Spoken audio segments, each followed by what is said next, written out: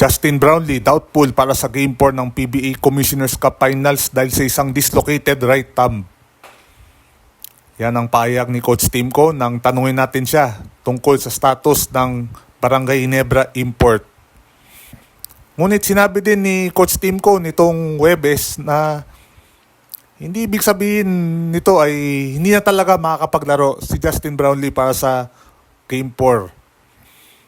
Sa reply ni Coach Tim, di lang sa atin, pati na rin sa mga kasama natin na nagko-cover ng PBA.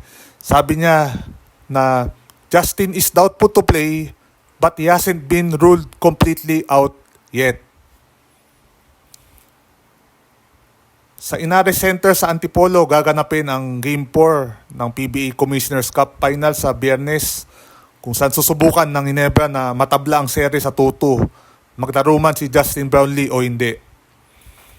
Nakuha ni Brownlee ang injury noong third quarter ng Game 3 sa Field Sports Arena habang dumive siya para kunin sana ang loose ball.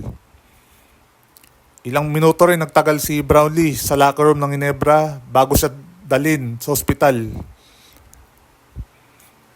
Malaking kawalan para sa Ginebra kung hindi makakapaglaro sa final si Brownlee. Ngunit pinakita din naman ng Ginebra noong Game 3 na kaya nila makadikit sa TNT kahit wala ang kanilang import.